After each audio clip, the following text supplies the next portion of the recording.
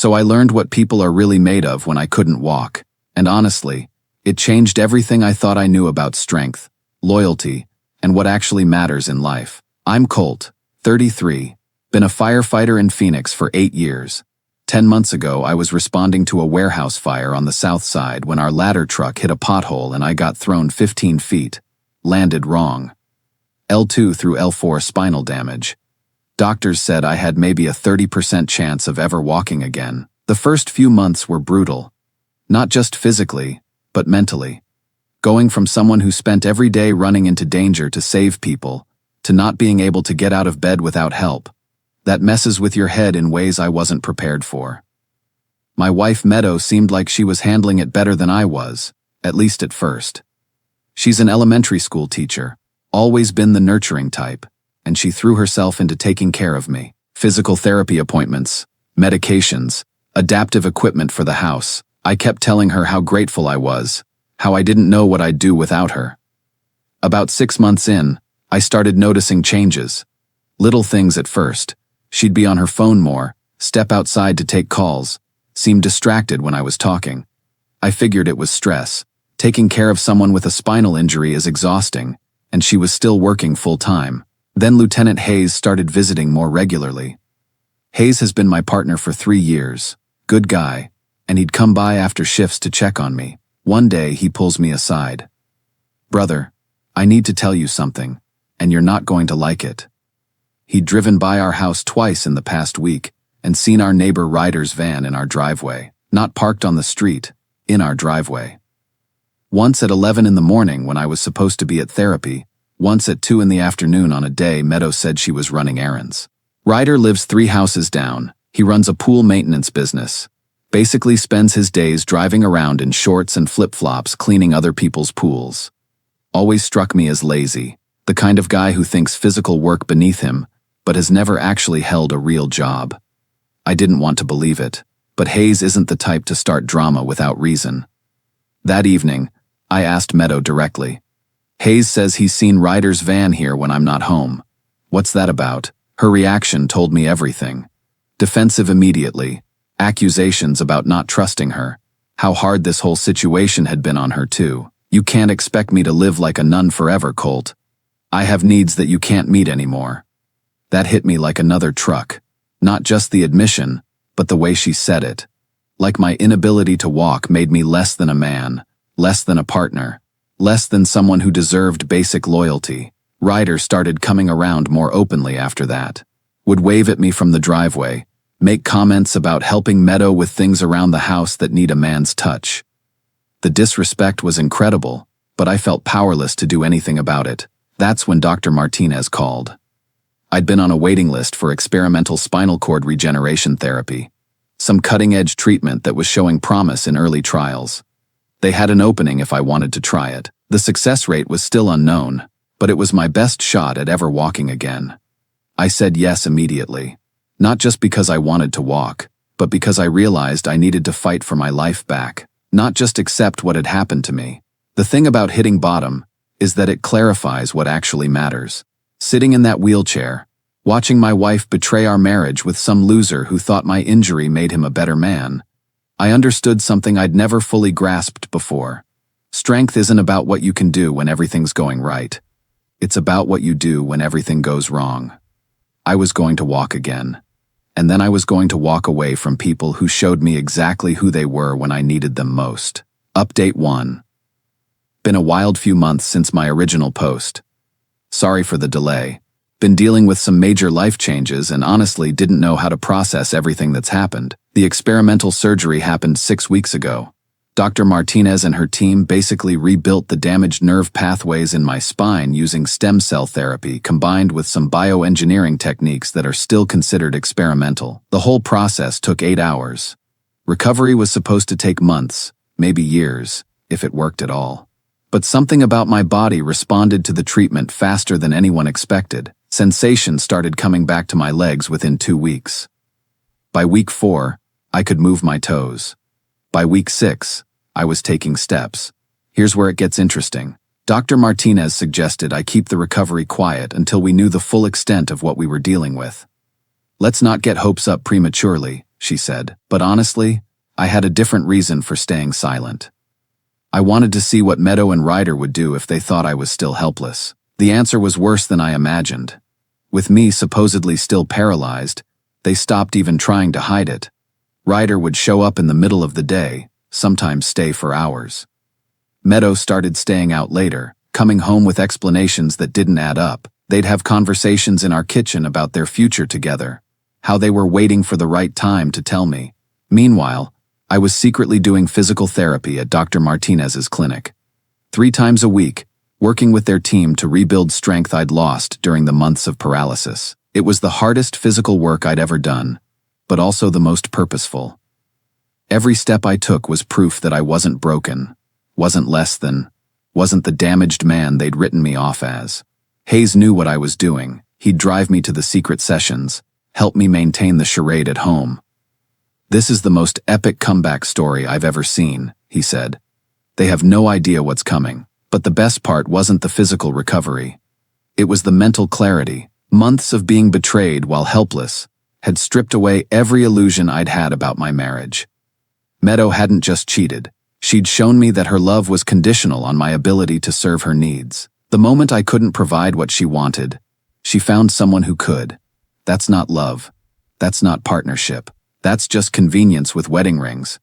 By week 8, I was walking normally. Could probably pass a physical fitness test if I needed to. Dr. Martinez was calling it a medical miracle, talking about case studies and research papers.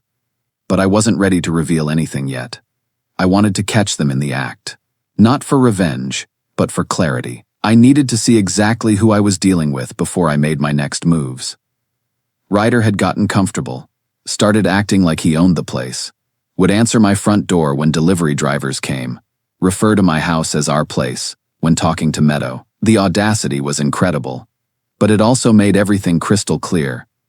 These people saw my injury as an opportunity, not a tragedy. They saw my vulnerability as their chance to take what they wanted without consequences. They had no idea that every day I spent in that wheelchair, pretending to be helpless, I was getting stronger. Not just physically, but mentally, learning exactly who could be trusted and who couldn't. The confrontation was coming soon, and when it happened, I was going to be standing. Update 2. Had to wait a few days to write this because honestly, I'm still processing how perfect the timing worked out. Last Friday, I told Meadow I had an extended therapy session, would be gone most of the afternoon. Instead, Hayes drove me around the block, and I came back through the backyard about an hour later. I could hear them before I saw them, laughing in our bedroom, talking about vacation plans they were making together. Meadow was telling Ryder about some teaching conference in San Diego she wanted him to come with her to. "Colt will never know," she said. "He can barely get to the bathroom by himself." That's when I knew it was time. I wheeled myself quietly to the bedroom doorway and took photos with my phone. Them in our bed, Ryder wearing my firefighter department t-shirt, Meadow looking more relaxed and happy than she'd looked with me in years. Then I cleared my throat. They both jumped like they'd been shot. Ryder scrambled to cover himself. Meadow started stammering explanations. But I just sat there calmly, looking at them. "I've been watching this for 2 months," I said. "Wanted to see what kind of people you really are."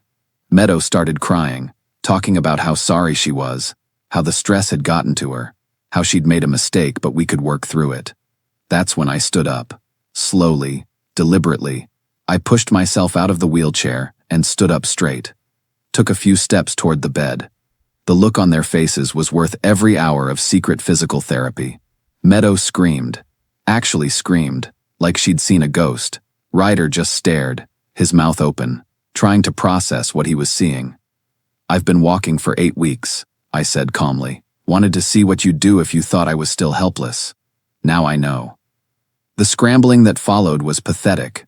Ryder threw on his clothes and basically ran out of the house, mumbling something about how this was all Meadow's idea. Meadow went into full panic mode, talking about how this changed everything, how we could start fresh now that I was recovered.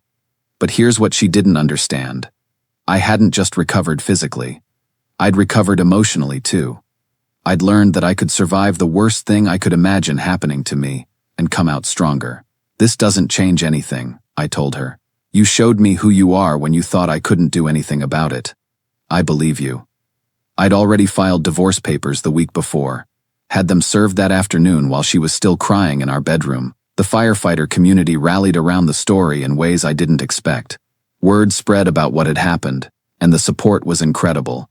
Guys from stations all over Phoenix reaching out, offering help with the divorce, making sure I knew I had people in my corner. Ryder's pool business started losing customers immediately.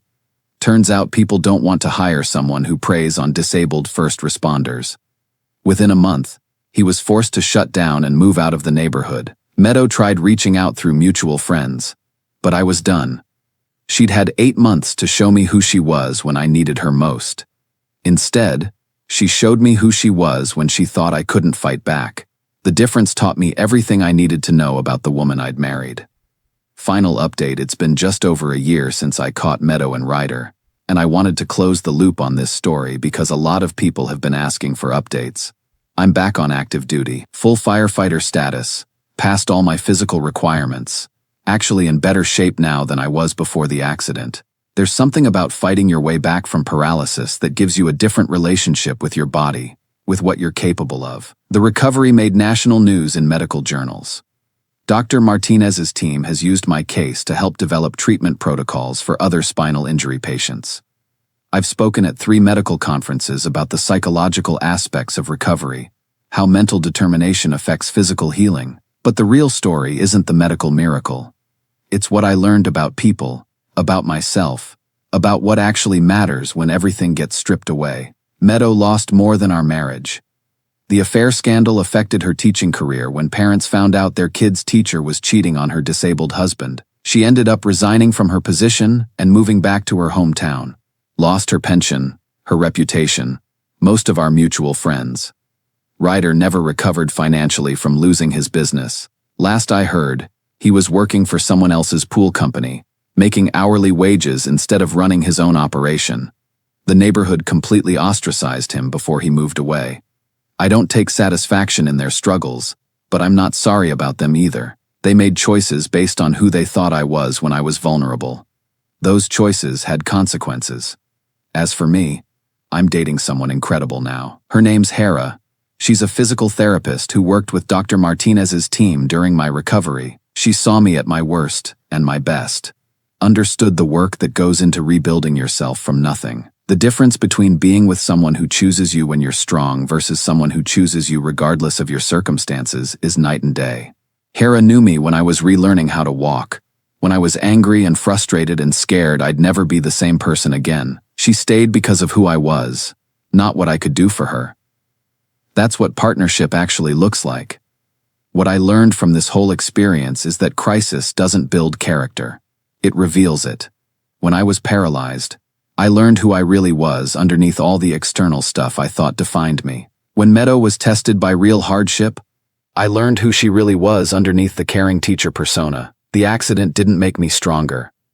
I was always strong. It just showed me what strength actually means. It's not about physical capability or being able to save other people. It's about what you do when you can't control what happens to you, only how you respond to it. I spent months thinking my life was over because I couldn't walk. Turns out, my life actually started when I learned to walk away from people who showed me their true character when they thought I couldn't do anything about it. The firefighter brotherhood taught me that loyalty means something. It means showing up when things are hardest, not when they're convenient. Hera taught me that love means accepting someone completely, not just the parts of them that serve your needs. Meadow and Ryder taught me that some people will see your worst moment as their opportunity, and that's valuable information too. I'm grateful for all of it now. The accident, the betrayal, the recovery, even the pain. It taught me what I was actually made of. Turned out to be stronger material than I'd ever imagined. Sometimes the worst thing that happens to you becomes the foundation for the best thing that happens to you. You just have to be willing to do the work to build something better on top of it. I'm walking now. In every sense of the word.